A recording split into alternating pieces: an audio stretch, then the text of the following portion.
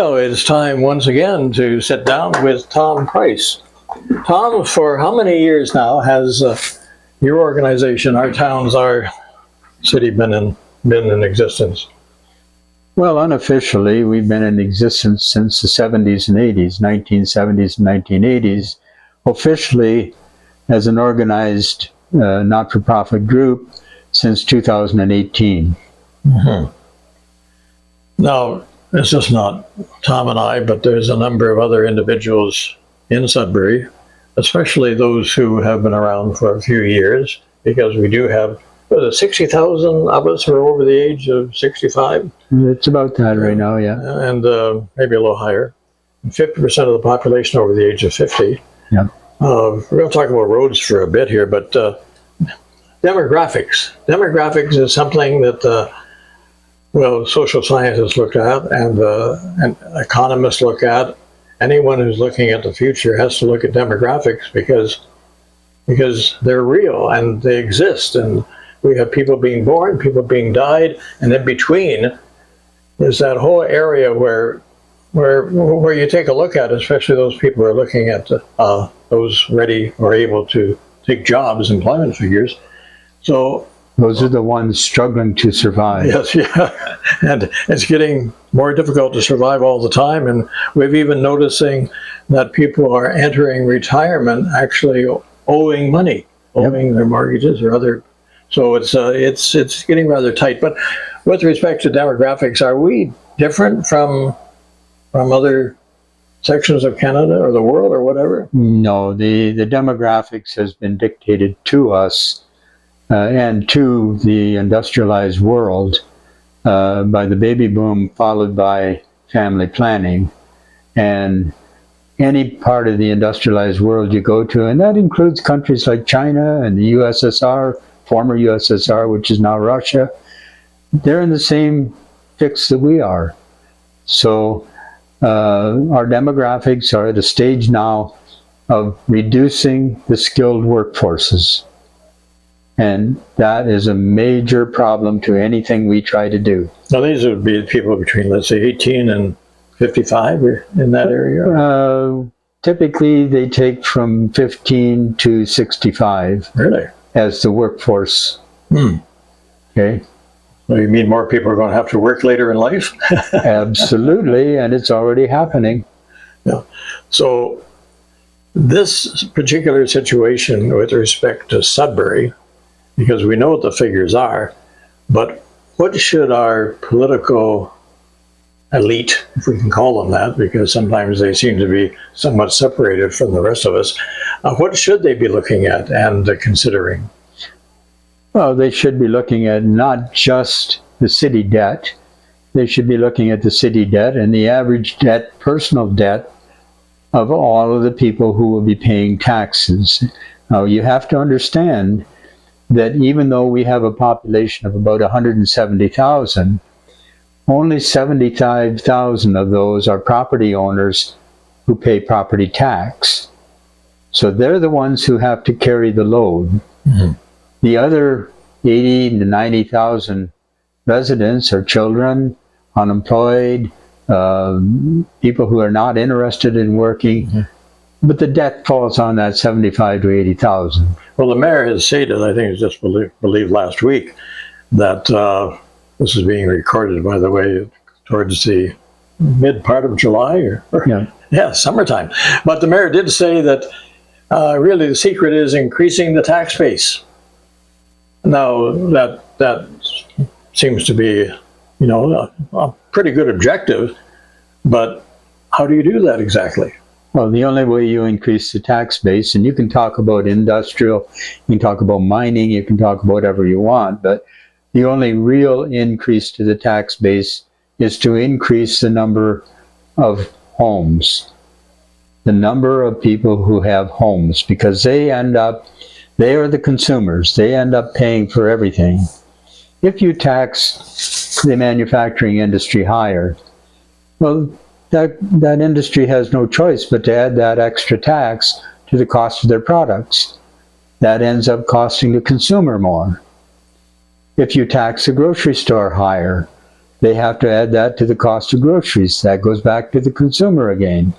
So the only way you can increase your tax base is to increase your homeowners with jobs and with facilities that they can afford to have with the money they're making in those jobs.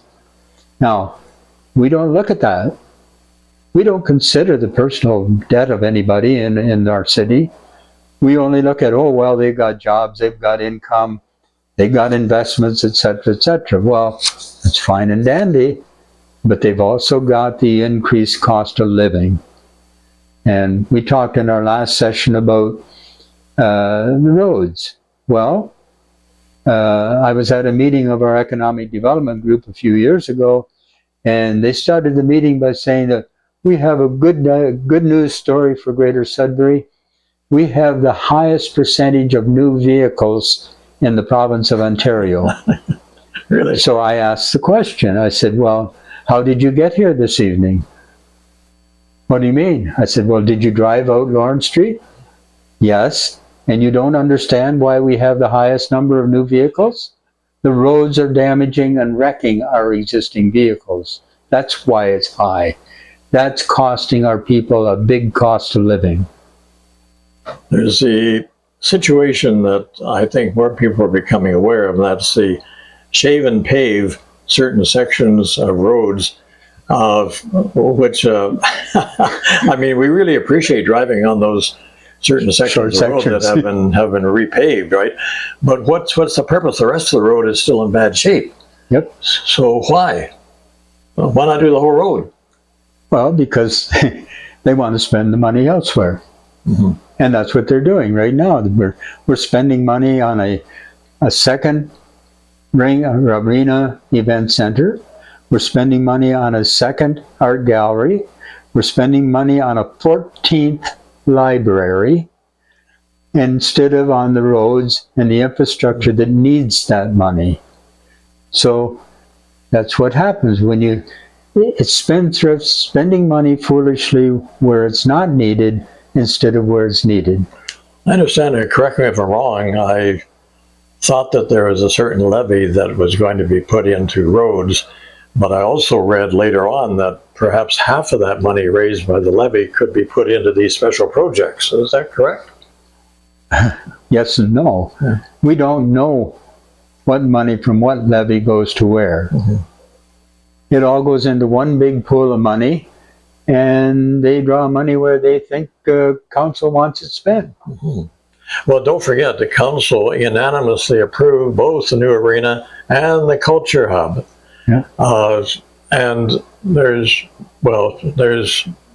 been no critical evaluation by, it would appear, city staff or the councillors taking the time to do it. Just that people like ourselves have taken a look and saying, well, as you just said, is the need there? No, it's not. Where should we be allocating our resources? And if the citizens say that, debt is one of our main concerns, roads are another concern, and housing is another concern, those are three particular areas that are not receiving, to many people's opinion, the proper attention they should.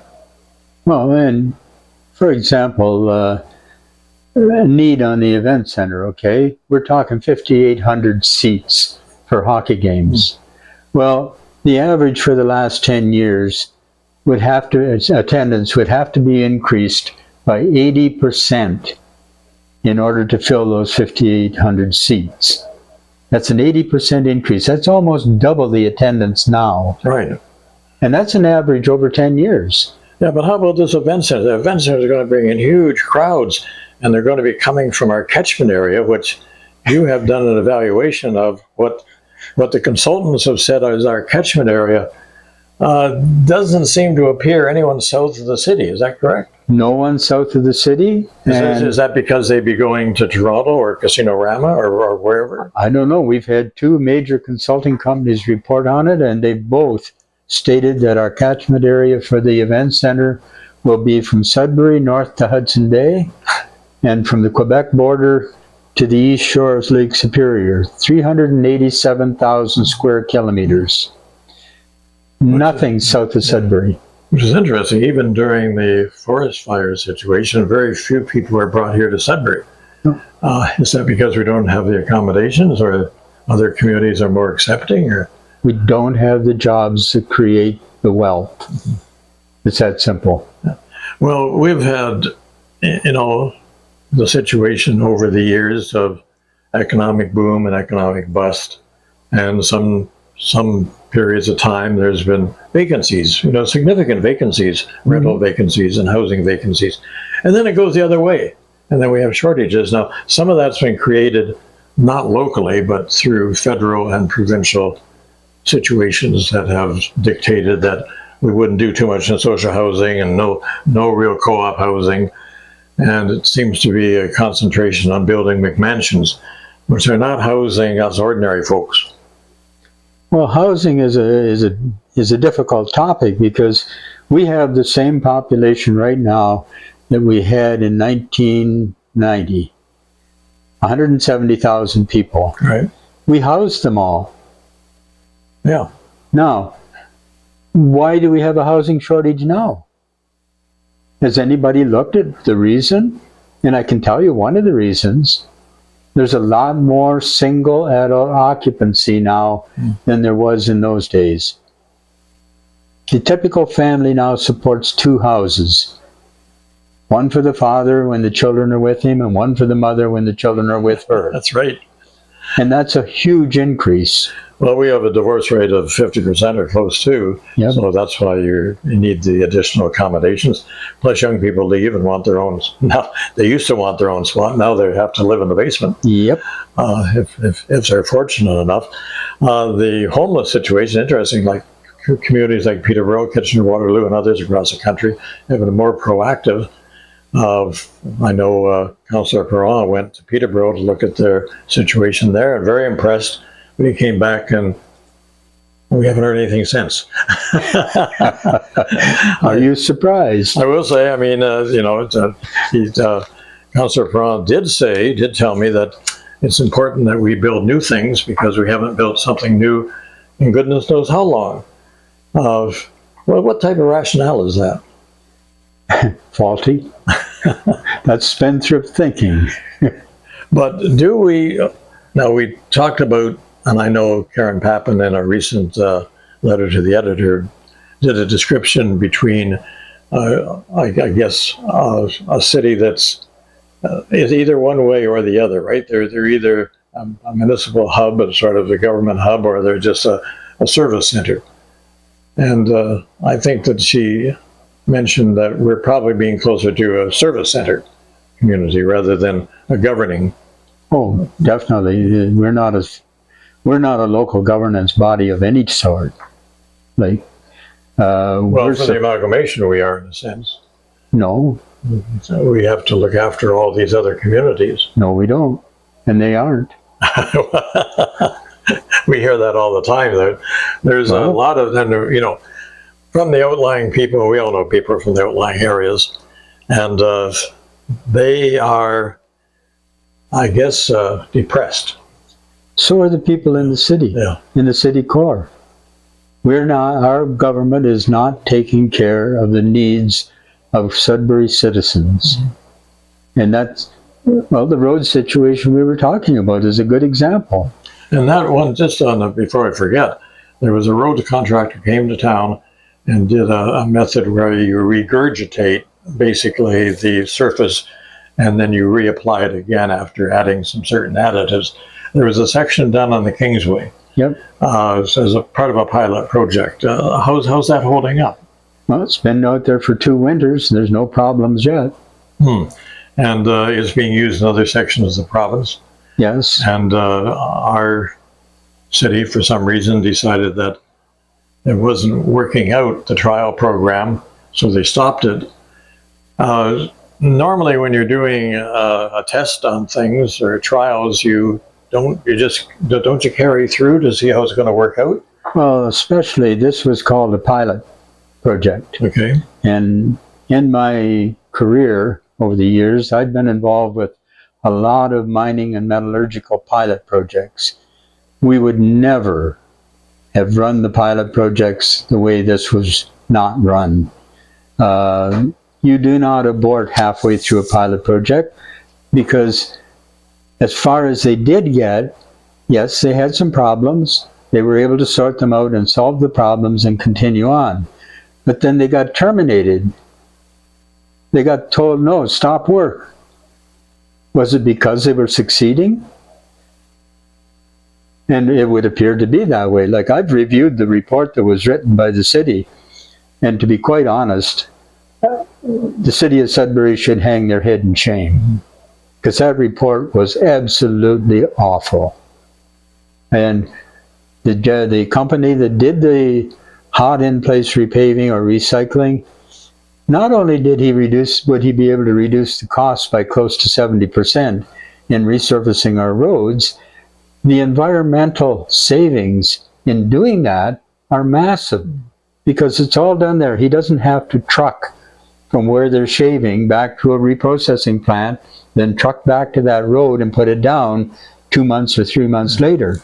It comes up and it goes back down while the paving that was removed and the pavement underneath that is still fresh. He puts the new back on top of that, so it will bond very well.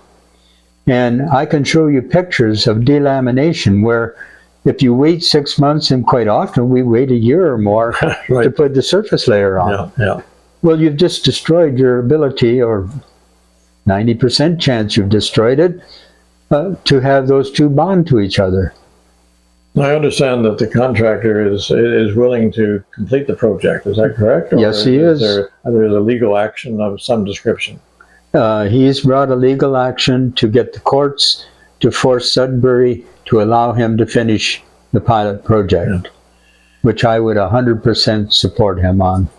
If they can reduce the cost by 70%, that would mean we'd be able to do a lot more kilometers of surface. Roughly at least 4 times. Well, let's see if we can hopefully observe something positive in that direction. Because right now it looks like we're moving backwards somehow.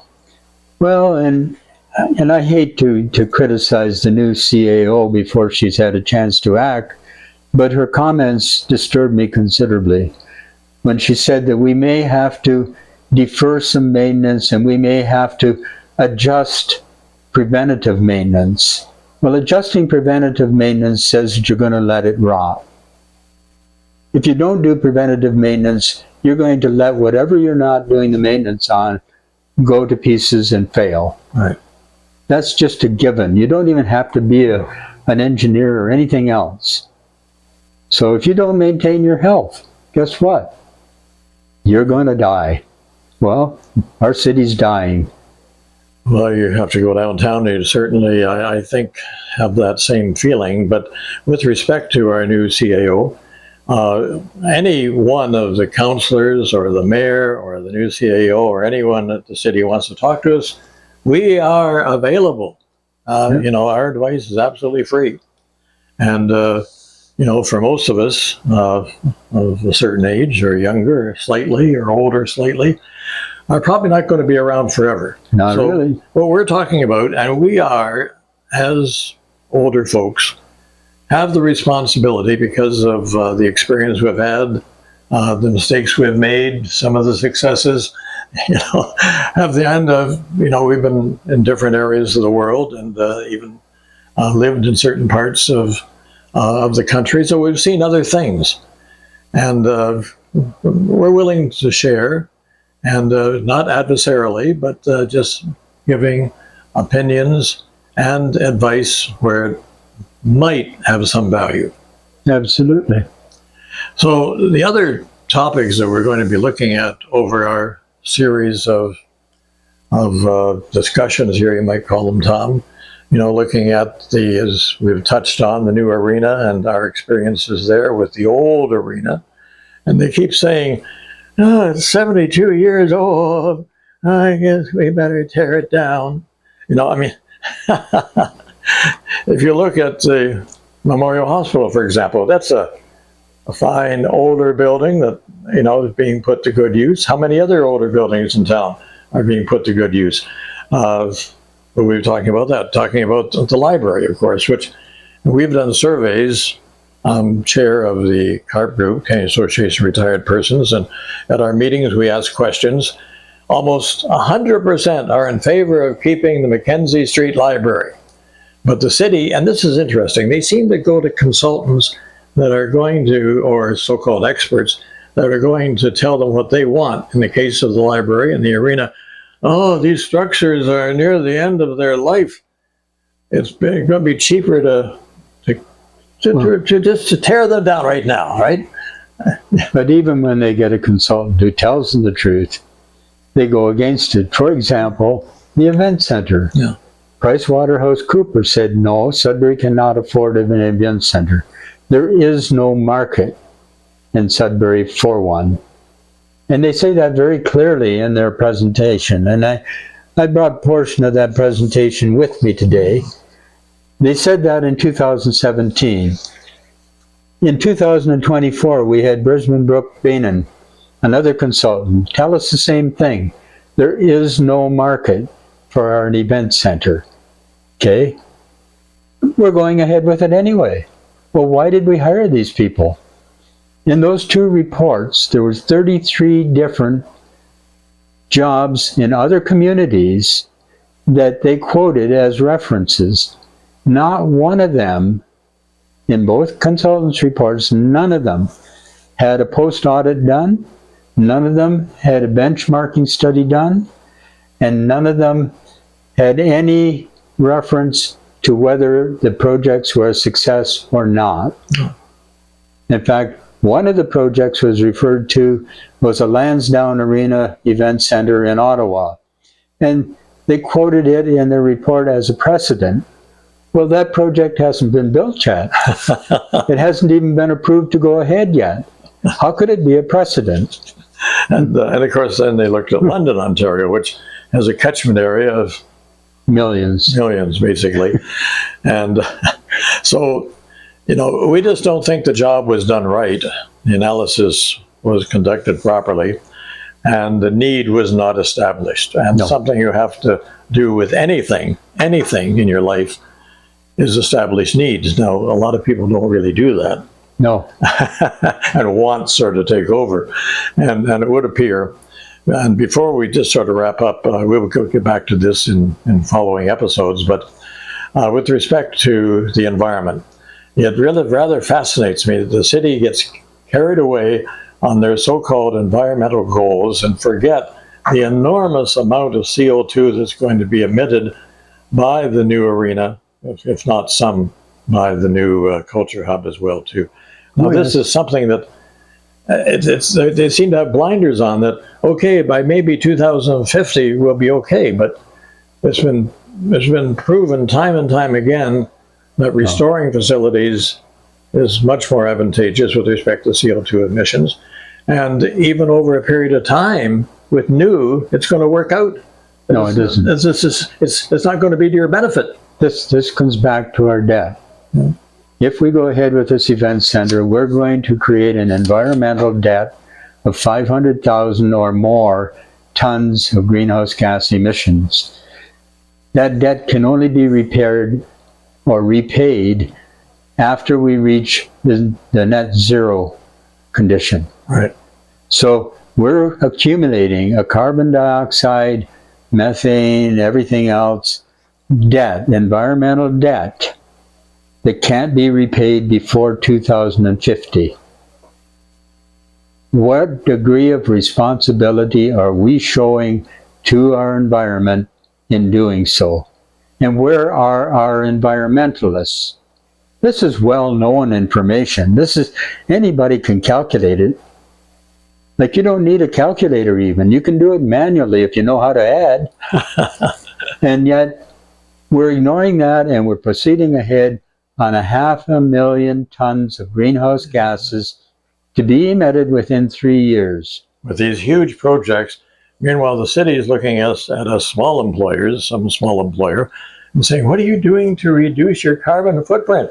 Well, it doesn't matter how much I may do in my little business, when meanwhile, millions of tons are being contributed by building these new structures, Yep. which are not necessary. But we'll get back to that. But if you have any questions, you can get a hold of Tom or myself, or comments, negative or positive, because we're just here, really, as maybe that term is misused, public service.